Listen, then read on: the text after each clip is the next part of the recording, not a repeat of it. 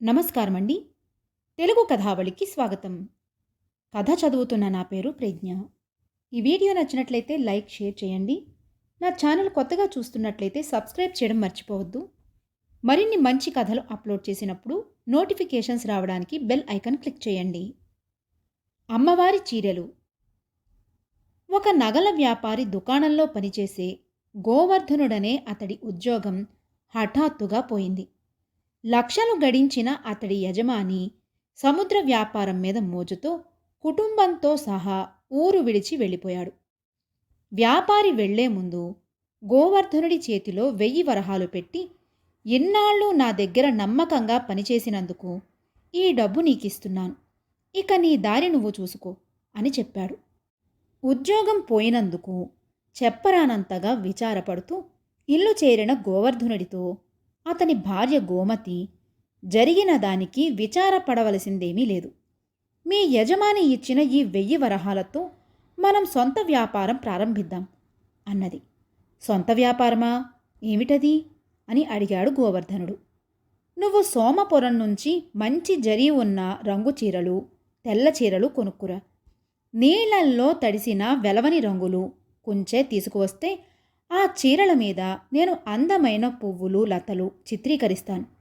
అప్పుడవి ఎంతో కొత్తగా, ప్రత్యేకమైనవిగా కనిపించి పట్నంలో మంచి ధరకు అమ్ముడుపోతాయి అన్నది గోమతి. భార్య చెప్పినట్టే వారం తిరక్కుండా గోవర్ధనుడు చీరలు తెచ్చాడు. వాటి మీద పువ్వులు, లతలు చిత్రించింది గోమతి. ఈ కొత్త రకం చీరలకు ఏదైనా మంచి పేరొకటి పెట్టాలని గోమతి ఆలోచించింది. అయితే సమయానికి నచ్చిన పేరేది ఆమెకు తట్టలేదు. తీరుబడిగా ఈ చీరలకు ఏం పేరు పెట్టాలో ఆలోచిస్తాను. పట్నం తీసుకుపోయావంటే కొత్త తరహాగా ఉన్న ఈ చీరలు వెంటనే అమ్ముడుపోతాయి అన్నది భర్తతో గోమతి, చీరలను ఒక మూటగా కడుతూ. పట్నంలో గోవర్ధనుడు తీసుకువెళ్లిన చీరలను జనం ఎంతో ఆసక్తిగా చూశారు. అయితే వాటి మీద బొమ్మలు ఉతకగానే పోతాయనే భయంతో వాటిని ఎవ్వరూ కొనలేదు. అతడు సాయంకాలం వరకు తిరిగినా ఒక్క చీర కూడా అమ్ముడు కాలేదు. ఉసూరుమంటూ గోవర్ధనుడు తిరుగు ప్రయాణమయ్యాడు. గోవర్ధనుడు తమ గ్రామానికి దాపులనున్న ఒక ఊరి ప్రాంతం చేరేసరికి రాత్రి చాలా పొద్దుపోయింది. అతడు ఆ పైన నడవలేక కాసేపు విశ్రాంతి తీసుకుందామని దాపులనున్న అమ్మవారి గుడి అరుగు మీద కూర్చున్నాడు. ఒక అరగంట తరువాత గోవర్ధనుడు అరుగు దిగి చీరల మూటను నెత్తిన పెట్టుకుంటుండగా, మూటలో మంచి మంచి చీరలున్నవే అంటూ అమ్మవారు ప్రత్యక్షమైంది. గోవర్ధనుడు ఒక త్రుటికాలం నివ్వెరపోయి ఆ తరువాత తేరుకుని ఎంతో వినయంగా, అవును తల్లి, అమ్మడానికి పట్నం తీసుకువెళ్ళాను. నా దురదృష్టం, ఒక్కగానొక్కటైనా అమ్ముడుపోలేదు అన్నాడు. అలాగా, ఏమి, నేను చూస్తాను అన్నది అమ్మవారు. గోవర్ధనుడు మూట విప్పి ఒక్కొక్క చీరను అమ్మవారికి చూపించసాగాడు. ఈ రంగు నాకిష్టం, ఈ పువ్వులు బాగున్నాయి, ఈ జరీ నాకు నచ్చింది అంటూ అమ్మవారు చీరలన్నిటినీ ఒక పక్కగా పెట్టింది. తరువాత ఆమె తన చీర కొంగుకున్న చిరుగులను గోవర్ధనుడికి చూపుతూ, పూజారి, ఈ చిరుగుల చీర నాకు కట్టబెట్టి వారం కావస్తున్నది. బట్టలు మంచివి లేనందున భక్తుల ఎదుట చిరాకుగా ఉంటున్నది. నువ్వు తెచ్చిన చీరలు చూస్తూ ఉంటే ఎంతో హాయి అనిపిస్తున్నది అన్నది. అదేం తల్లి, భక్తులు నీకు ఎన్నో చీరలు కానుకగా ఇచ్చిపోతూ ఉంటారు కదా అన్నాడు గోవర్ధనుడు. వాళ్ళు కానుకగా ఇచ్చిన వాటిలో మంచివన్నీ పూజారి గయ్యాళి భార్య తన సొంతం చేసుకుంటుంది. ఇక పూజారి నాకు కట్టబెట్టేవి నాసిరకం చీరలు. ధర్మకర్తకు అతడు భార్య వైపు చుట్టం కావడంతో ఆయన పూజారిని గుడ్డిగా నమ్మి గుడి బాధ్యత అప్పగించాడు అన్నది అమ్మవారు. గోవర్ధనుడు అమ్మవారికి నమస్కరించి, మా చీరలు నువ్వు తీసుకోవడం మా అదృష్టం తల్లి, ఇక వెళతాను అంటూ అక్కడి నుంచి లేచి కదలబోయాడు. ఆగాగు, చీరల డబ్బు మరిచావా? రేపు ఉదయాన్నే ధర్మకర్త ఇంటికి వెళ్ళి, అమ్మవారు నా దగ్గర 2000 వరహాల ఖరీదు చేసే చీరలు బేరం చేసి కొన్నారు, ఆ డబ్బు ఇవ్వండి అని అడుగు. అందువల్ల నీకు కొంతవరకు నాకు తప్పక మేలవుతుంది అన్నది అమ్మవారు. గోవర్ధనుడు పట్టరాని సంతోషంతో ఇల్లు చేరాడు. సంగతి విన్న గోమతి చాలా ఆనందపడింది. ఆ రాత్రి తెల్లవారే వరకు ఆ భార్యాభర్తలిద్దరికీ కంటి మీద కునుకులేదు. తెల్లవారుతూనే గోవర్ధనుడు గుడి ధర్మకర్త ఇంటికి వెళ్ళి ఆయనకు అమ్మవారు చెప్పమన్నట్టుగానే చెప్పాడు. ధర్మకర్త గోవర్ధనుణ్ణి నఖశిఖ పర్యంతం ఒకసారి పరీక్షగా చూసి, నీకేమన్నా మతిపోయిందా? అమ్మవారు నీ దగ్గర చీరలు కొనడమేమిటి? అసలు ఆ తల్లి నీ కంటపడటమా? ఛీ, పో ఇక్కడి నుంచి అన్నాడు ఆగ్రహంతో. గోవర్ధనుడు చిన్నగా నవ్వుకుని, అయ్యా, పూజారి పుణ్యమా అని అమ్మవారు తనకు కావలసిన చీరలేవో తానే స్వయంగా కొనుక్కోవలసి వచ్చింది. ఏం చేయగలం? అంతా కలిమహిమ అన్నాడు వ్యంగ్యంగా. ఆ జవాబు విని ధర్మకర్త విసుక్కుంటూ అప్పటికప్పుడే పూజారి ఇంటికేసి బయలుదేరాడు. పూజారి ఇల్లు గుడికి దాపులనే ఉన్నది. గోవర్ధనుడు ధర్మకర్త వెనగ్గా నడిచాడు. తెల్లగా తెల్లవారిపోయినా పూజారి ఇంకా నిద్రపోతూనే ఉన్నాడు. ధర్మకర్త కేక విని అతను తలుపు తెరిచి బయటకు వచ్చాడు. ధర్మకర్త గోవర్ధనుణ్ణి అతడికి చూపుతూ, ఇతనొక చీరల వ్యాపారి. అమ్మవారు తన దగ్గర రాత్రి 2000 వరహాల విలువ చేసే చీరలు కొన్నట్టు చెబుతున్నాడు. ఈ సంగతి నీకేమైనా తెలుసా అని అడిగాడు. అమ్మవారేమిటి? స్వయంగా చీరలు కొనడమేమిటి? అపచారం, అపచారం. వీడెవడో రాటు తేలిన దొంగైనా అయి ఉంటాడు, లేక ఊళ్ళు పట్టుకు తిరిగే వెర్రివాడైనా అయి ఉంటాడు అన్నాడు పూజారి కోపంగా. ధర్మకర్త చిరాగ్గా గోవర్ధనుడి కేసి చూసి పూజారితో, ఏ సంగతి తేలిపోతుంది, ముందు మీరు గుడి తలుపులు తెరవండి అన్నాడు. పూజారి గుడి తలుపులు తెరవగానే అమ్మవారి కాళ్ల దగ్గర చీరల మూట కనిపించింది. ఆమె చిరుగులు పడిన పాత చీర కట్టుకుని ఉన్నది. ధర్మకర్త పూజారి కేసి తీవ్రంగా చూస్తూ, నిన్న సాయంత్రం మా అమ్మాయిని అత్తవారింటికి పంపేటప్పుడు అమ్మవారికి కానుకగా జరీ పట్టు చీర సమర్పించాం. దానిని రాత్రి పూజా సమయంలో అమ్మవారికి అలంకరిస్తానన్నావు. మరి ఇప్పుడు ఆ చీర ఏమైంది అని అడిగాడు. పూజారి వణికిపోతూ తల వంచుకున్నాడు. గోవర్ధనుడు కల్పించుకుని ధర్మకర్తతో, అయ్యా, తమరు పూజారి గారి భార్య నడగవలసిన ప్రశ్నను పూజారి గారిని అడుగుతున్నారు. పాపం, ఆయన ఏమని జవాబివ్వగలడు అన్నాడు. కొద్దిసేపు ఆలోచించిన మీదట ధర్మకర్తకు పూజారి అక్రమ ప్రవర్తన అర్థమైపోయింది. ఆయన అప్పటికప్పుడే పూజారిని తొలగించి గోవర్ధనుడికి 2000 వరహాలిచ్చి ఎంతో మర్యాదగా సాగనంపాడు. ఈ జరిగిన సంగతి క్షణాల మీద ఆ గ్రామంలోనే కాక చుట్టుపక్కల ఉన్న గ్రామాల్లో కూడా తెలిసిపోయింది. ప్రజలు తండోపతండాలుగా అమ్మవారి గుడికి వచ్చి పూజలు, ప్రార్థనలు చేయసాగారు. కొందరు స్త్రీలు గోవర్ధనుడి ఇంటికి వెళ్ళి అమ్మవారి చీరలు కావాలంటూ అడిగారు. గోమతి చాలా సంతోషించి గోవర్ధనుడితో, మన చీరలకు పేరు పెట్టే శ్రమ తప్పింది. ప్రజలే వాటికి అమ్మవారి చీరలని పేరు పెట్టారు. కష్టపడి పనిచేసే మనకు ఆ తల్లి దయ వల్ల ఇక ఏ లోటు ఉండదు అన్నది. కథ సమాప్తం. బంగారయ్య ఆస్తి. సిళ్ళంగేరి గ్రామంలో బంగారయ్య అనే ఒక సామాన్య కుటుంబీకుడు ఉండేవాడు. ఆయనకు తిరుమలయ్య, వెంకయ్య అనే 2 కొడుకులు, మంగమ్మ అనే ఒక కూతురు. బంగారయ్య వాళ్ళందరికీ పెళ్లిళ్ళు చేశాడు. ఆయన చనిపోయే నాటి వరకు అందరూ ఉమ్మడి కుటుంబంగా ఉండేవారు. మంగమ్మ అదే గ్రామంలో ఉండేది. బంగారయ్య పోయాక ఆయన కొడుకులు ఉన్న కొద్ది ఆస్తిని పంచుకుని వేరు కాపురాలు పెట్టారు. బంగారయ్య భార్య తాయారమ్మ 2 కొడుకుల వద్ద వంతుల వారీగా ఉంటూ వచ్చింది. ప్రారంభంలో తాయారమ్మను కోడళ్ళు గౌరవంగా చూసేవారు. కానీ రాను రాను వాళ్ళు తాయారమ్మ పట్ల కటువుగా ప్రవర్తించసాగారు. అందుకు ముఖ్య కారణం ఆమె వద్ద నగలు కానీ డబ్బు కానీ లేకపోవడం. ఆమెకు జబ్బు చేస్తే డబ్బు ఖర్చవుతుందని సరైన వైద్యం కూడా చేయించేవారు కాదు. కొడుకులు తమ భార్యలను అదుపులో పెట్టలేకపోయారు. మరి కొన్నాళ్లు గడిచాక వాళ్ళు తల్లిని పోషించడం బరువన్నట్లు ప్రవర్తించసాగారు. తాయారమ్మ కొడుకుల వద్ద ఉండలేక కూతురు మంగమ్మ ఇంటికి వెళ్ళి ఉండసాగింది.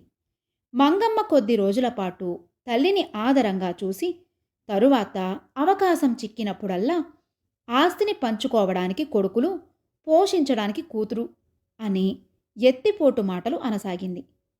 తాయారమ్మకు కూతురు మాటల్లో ఏదో కొంత న్యాయం ఉన్నట్టు తోచి గ్రామ పెద్ద వద్దకు వెళ్ళి కొడుకుల మీద ఫిర్యాదు చేసింది. గ్రామ పెద్ద అంటే అందరికీ గౌరవం. ఆయన చెప్పే తీర్పుల్లో న్యాయం ఉంటుందని అందరూ నమ్మేవారు. తాయారమ్మను కొడుకులు, కోడళ్ళు సరిగ్గా చూడకపోవడానికి కారణం ఏమిటో గ్రహించిన గ్రామ పెద్ద ఆమెతో, తాయారమ్మ, నువ్వేమీ దిగులు పడకు. నీ భర్త చనిపోయేదానికి నెల రోజుల ముందు ఒక పెట్టెలో కొన్ని బంగారు నగలు దాచి నా వద్ద ఉంచాడు. అలా చేయడానికి కారణం ఏమిటో మాత్రం నాకు చెప్పలేదు. నేను నీ కొడుకులతో, కోడళ్లతో, కూతురుతో మాట్లాడతాను. ప్రస్తుతానికి నా ఇంట్లోనే ఉండు అన్నాడు. తరువాత ఆయన వాళ్ళందరినీ పిలిపించి, మీరు ఈ ముసలితనంలో తాయారమ్మను సరిగ్గా ఆదరించకపోవడం అన్యాయం అనిపించుకుంటుంది. కన్నతల్లిని పోషించవలసిన బాధ్యత కొడుకులది. అయినా ఒకవేళ మీరు మీ తల్లిని సరిగ్గా చూడకపోతే ఆమెకు సుఖంగా జీవించే ఆధారం లేకపోలేదు అన్నాడు. గ్రామ పెద్ద మాటలు అర్థం కాక తాయారమ్మ కొడుకులు, అయ్యా, మీరు చెప్పేదేమిటో మాకు అంతుపట్టడం లేదు, కాస్త వివరంగా చెప్పండి అన్నారు. మరేం లేదు, బంగారయ్య చనిపోయే ముందు బంగారు నగలున్న ఒక పెట్టెను నాకు ఇచ్చి తను, తాయారమ్మ పోయాక ఆ పెట్టెలో ఉన్న నగలను మీకు, కుమార్తెకు సరి సమానంగా పంచి ఇవ్వమన్నాడు. అంతేకాక మీలో ఎవరైనా ఆమెను సరిగ్గా చూడకపోతే వాళ్లకు నగలలో వాటా ఇవ్వవద్దన్నాడు. ఇప్పటి పరిస్థితి చూశాక ఆ నగలను అమ్మి తాయారమ్మ పోషణ కోసం ఆ డబ్బును ఖర్చు పెట్టాలనుకుంటున్నాను. మీరేమంటారు అని అడిగాడు గ్రామ పెద్ద. తాయారమ్మ కొడుకులతో పాటు అందరూ గ్రామ పెద్ద కేసి ఆశ్చర్యంగా చూశారు. గ్రామ పెద్ద ఇంట్లోకి పోయి ఒక పెట్టెను తీసుకువచ్చి దాని మూత తెరిచాడు. లోపల తళతళలాడుతూ చాలా నగలున్నాయి. వాటి ఖరీదు ఎంత లేదన్నా 50,000 ఉంటుందని తాయారమ్మ బంధుగణమంతా అంచనా వేసుకున్నారు. వాళ్ళు గ్రామ పెద్దతో, అయ్యా, జరిగిపోయిందేదో జరిగిపోయింది. ఆమె పట్ల తగిన ఆదరాభిమానాలు చూపలేదని మాకు బాధగానే ఉన్నది. ఇంతవరకు మా వల్ల జరిగిన పొరపాట్లను క్షమించండి అని తాయారమ్మను మా ఇంటికి రమ్మంటే మా ఇంటికి రమ్మని బతిమాలారు. తాయారమ్మ ఒక్కొక్కరి ఇంట్లో నెల రోజుల పాటు వంతుల వారీగా ఉండడానికి అంగీకరించింది. ఆనాటి నుంచి ఆమెను కోడళ్ళు, కూతురు ఎంతో ఆప్యాయంగా చూడసాగారు. ఆమెకు అవసరం అయిన అన్ని సదుపాయాలు సమకూర్చారు. ఆ తరువాత కొంతకాలం పాటు తాయారమ్మ ఎలాంటి ఇబ్బందులు లేకుండా సుఖంగా బతికి ఒకనాడు చనిపోయింది. కర్మలన్నీ కొడుకులు, అల్లుడు ఘనంగా జరిపించారు. ఒకనాడు వాళ్ళందరూ గ్రామ పెద్ద ఇంటికి వెళ్ళి తాయారమ్మ నగలను పంచిపెట్టమని కోరారు. ఆయన సరేనని వాటి వెల కట్టడానికి, అందరికీ సమంగా పంచడానికి గ్రామంలోని శరభయ్య అనే నగలు చేసే అతన్ని పిలిపించాడు. శరభయ్య వాటిని చూసి తెల్లబోయాడు. అవన్నీ బంగారువి కాదు, నకిలీ బంగారు నగలు. ఇది విని తాయారమ్మ కొడుకులు, కోడళ్ళు, కూతురు నిర్ఘాంతపోయారు. ఎంత మోసం! అన్నీ నకిలీ నగలు దాచి మమ్మల్ని మోసం చేశారు అన్నారు వాళ్ళు. గ్రామ పెద్ద చిన్నగా నవ్వి, మీరు మాత్రం ఏం చేశారు? కేవలం నగల ఆశతో తాయారమ్మ పైన నకిలీ ప్రేమ చూపించారు. నకిలీ ప్రేమకు నకిలీ నగలు ప్రతిఫలం ఏమంటారు అని అడిగాడు. దానికి ఎవ్వరూ జవాబు చెప్పకుండా తాయారమ్మ పట్ల తామెంత నిర్దయగా ప్రవర్తించినది గుర్తుకు తెచ్చుకుని అవమానంతో తలలు వంచుకున్నారు. ఏ విత్తనానికి ఆ చెట్టు అన్న సామెత మీరు వినే ఉంటారు. మీ మనుషుల్లాగే ఈ నకిలీ నగలు పైకి ఒక రకంగా, ఆంతర్యంలో మరొక రకంగా ఉండడం జరిగింది. ఇక వెళ్ళండి అన్నాడు గ్రామ పెద్ద. జరిగిందేమంటే బంగారయ్య గ్రామ పెద్ద వద్ద ఎలాంటి నగలు ఉంచిపోలేదు. బంగారయ్య ఆత్మబంధువుల్లో మార్పు తెచ్చేందుకు గ్రామ పెద్ద ఇలాంటి ఎత్తుగడ వేశాడు. కథ సమాప్తం. అటక మీద విచిత్రం. అరవిందం, ముకుందం ఇద్దరూ అన్నదమ్ములు. శ్రీకాంతపురంలో ఇద్దరూ ఒకే చోట కొత్తగా ఇల్లు కట్టుకున్నారు. గృహప్రవేశ సమయంలో పురోహితుడు వెంకటావధాని ఇంటి వాస్తులు అన్నీ బాగున్నాయి, కానీ ఎడమ పక్క ఇంటిని ముకుందం, కుడి పక్క ఇంటిని అరవిందం తీసుకుంటే మంచిది అన్నాడు. అన్నదమ్ములిద్దరూ కంగారుపడి, అలా ఇద్దరం ఇళ్ళు మార్చుకోకపోతే ఏం జరుగుతుంది అని పురోహితుణ్ణి ఆతృతగా అడిగారు. మీ జన్మ నక్షత్రాలకు తగ్గట్టుగా నేను లెక్కలు గురించి చెప్పాను. అలా ఇళ్ళు మార్చుకోకపోవడం వల్ల ఒక రకమైన దుష్టశక్తులు మిమ్మల్ని ఆట పట్టిస్తాయి. అయితే వాటి వల్ల ప్రాణహాని మాత్రం లేదు అన్నాడు వెంకటావధాని. ఇంతే కదా, ఏమిటో అనుకున్నాం. మేము దుష్టశక్తులంటే నమ్మం. మా శక్తుల మీద మాకు తిరుగులేని నమ్మకం ఉన్నది. అంతేనంటావా ముకుందం అని కొంచెం వణుకుతున్న గొంతుతో తమ్ముణ్ణడిగాడు అరవిందం. కాక మరేమిటి అన్నాడు ముకుందం పక్క చూపులు చూస్తూ బింకంగా. అన్నదమ్ముల మాటలకు వెంకటావధాని కోపం తెచ్చుకుని, అలాంటప్పుడు నా చేత గృహప్రవేశం ఎందుకు చేయించుకున్నారు? నాకు తెలిసిందేదో చెప్పాను, తర్వాత మీ కర్మం అంటూ విసురుగా వెళ్ళిపోయారాయన. అరవిందం, ముకుందం ఎవరి ఇళ్లల్లో వాళ్ళు తమ సామాన్లు సర్దుకున్నారు. సామాన్లు ఎక్కువగా ఉండటంతో ఇద్దరూ కొన్ని సామాన్లను అటక మీద సర్దారు. అరవిందం తన ఇంటి అటక మీద 2 నూనె డబ్బాలను, 10 బస్తాల ధాన్యాన్ని, ఇంకా ఇతర చిల్లర సామాన్లను సర్దాడు. ముకుందం తన ఇంటి అటక మీద 5 బస్తాల మినుముల్ని, 2 ఊరగాయల జాడీలను ఉంచాడు. తరువాత ఆ రాత్రి కొత్త ఇళ్లలో పడుకున్నాక అర్ధరాత్రి వేళ ఏదో ఆలోచిస్తూ అరవిందం ఒక బస్తా ధాన్యాన్ని దింపుదామని అటక ఎక్కి చూస్తే అక్కడ ధాన్యానికి బదులు మినుముల బస్తాలు, ఊరగాయ జాడీలు ఉన్నవి. అవి తమ్ముడి సామాన్లని గ్రహించి అరవిందం వెంటనే అటక దిగి గబగబా తమ్ముడి ఇంటికేసి వెళ్ళాడు. అదే సమయంలో ముకుందం కంగారు పడుతూ అరవిందం ఇంటికేసి వస్తున్నాడు. అరవిందం తమ్ముణ్ణి, నీ అటక మీద నా సామాన్లేమైనా ఉన్నాయా అని అడిగాడు. అవును, నా అటక మీదకి నీ సామాన్లన్నీ వచ్చాయి. ఇదేదో చిత్రంగా ఉంది. మరి నా సామాన్లన్నీ నీ అటక మీదకి రాలేదు కదా అన్నాడు ముకుందం. జరిగిందదే అన్నాడు అరవిందం ఆశ్చర్యంగా. ఇదేదో చాలా విచిత్రంగా ఉంది అనుకుంటూ అన్నదమ్ములిద్దరూ తిరిగి వాళ్ళ సామాన్లను ఎవరి అటకల మీద వాళ్ళు సర్దుకున్నారు. తెల్లవారి నిద్రలేస్తూనే అరవిందం ఇదేం పీడకలా అనుకుంటూ తమ్ముణ్ణి పలకరించి వద్దామని ముకుందం ఇంటికి వెళ్ళాడు.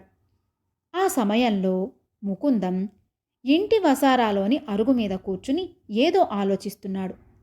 అతడి కళ్ళు రాత్రి నిద్ర లేనట్టు ఎర్రగా ఉన్నాయి. అరవిందం తమ్ముణ్ణి సమీపించి, రాత్రి నీకు సరిగ్గా నిద్ర పట్టినట్టు లేదే అని ప్రశ్నించాడు. ముకుందం అన్న ముఖం కేసి తేరిపారా చూస్తూ, నీకు సరిగా నిద్ర పట్టినట్టు లేదు, ఏం జరిగిందేమిటి అని అడిగాడు. అరవిందం తన అనుభవం గురించి చెప్పాడు. ముకుందం ఆశ్చర్యపోతూ, నాకు అలాంటి అనుభవమే అయింది. అటక ఎక్కి మినుముల బస్తా దింపుదామని చూస్తే అక్కడ వడ్ల బస్తాలున్నవి అన్నాడు. అంతా విచిత్రంగా ఉందే, నీకు దుష్టశక్తులంటే ఏమైనా నమ్మకమా అని అడిగాడు అరవిందం తమ్ముణ్ణి. అలాంటి నమ్మకాలేం లేవని మనం వెంకటావధానితో చెప్పాం కదా అన్నాడు ముకుందం. అవునవును, ఆ మాట మరిచాను అంటూ అరవిందం తన ఇంటికి వెళ్ళాడు. ఆ రాత్రి ఇద్దరూ ఈ పీడకలల సంగతేమిటో తేల్చుకోవాలని వాళ్ళ అటకల మీద పడుకున్నారు. మర్నాడు అరవిందం నిద్రలేచి సామాన్లన్నీ ఏమీ మారకుండా ఉండడం గమనించి సంతోషంగా భార్యను కేకవేశాడు. ఆ కేక విని అక్కడికి తమ్ముడు ముకుందం భార్య వచ్చి, అయినా బావగారు, మా అటక మీదకి ఎందుకు వెళ్లారో అర్థం కావడం లేదు అన్నది చిరాకు పడుతూ. అరవిందం ఆశ్చర్యపోయి ఏదో జవాబు చెప్పబోయేంతలో అతడికి మెలకువ వచ్చింది. అంతలో అతడి భార్య అటక దగ్గరకు వచ్చి, ఏదైనా పనుంటే అటక మీద నుంచి కేక పెట్టాలా అన్నది విసుక్కుంటూ. ఇంకో పీడకల అనుకుంటూ అరవిందం వెంటనే తమ్ముడి ఇంటికి పోయి జరిగింది చెప్పి, నీకు ఏమైనా పీడకలలు రాలేదు కదా అని అడిగాడు. పీడకలలా? ఒకటా రెండా? ఎన్నని గుర్తుపెట్టుకోను. ఆ కలలతోనే రాత్రి గడిచిపోయినా ప్రాణానికి హాయిగా ఉండును. మధ్య మధ్య నిద్ర పెడుతున్నది. ఇలా అయితే నా ఆరోగ్యం మరెంతో కాలం నిలవదు అన్నాడు ముకుందం బాధగా ముఖం పెట్టి. నీకు దుష్టశక్తులంటే నమ్మకం లేదు కదా అని అడిగాడు అరవిందం. ఏమో, ఆ రోజు వెంకటావధాని గారు మనల్ని ఇళ్ళు మార్చుకోమన్నప్పుడు అలాంటి నమ్మకాలేం లేవని నువ్వన్నావు. నేను నీకు వంతపాడాను అన్నాడు ముకుందం. అరవిందం కొంచెంసేపు ఆలోచిస్తూ ఊరుకుని, దుష్టశక్తులున్నవో లేవో ఆ సంగతి వదిలేద్దాం. వెంకటావధాని గారి మాటలతో మనిద్దరి మనసుల్లోనూ ఏదో ఒక చిన్న అనుమానం తలెత్తింది. ఎందుకొచ్చిన గొడవ? పీడకలలతో ఎన్ని రాత్రులు నిద్ర లేకుండా ఉండగలం? అవధాని గారిచ్చిన సలహా ప్రకారం ఇళ్ళు మారుదాం అన్నాడు. నేను అదే ఆలోచిస్తున్నాను. అలాగే చేద్దాం అన్నాడు ముకుందం చాలా ఆనందంగా. ఆ రోజే అన్నదమ్ములిద్దరూ తమ తమ సామాన్లతో ఇళ్ళు మారారు. ఆ తరువాత ఆ రాత్రే కాదు, మరే రాత్రి వాళ్లను పీడకలలు బాధించలేదు. కథ సమాప్తం.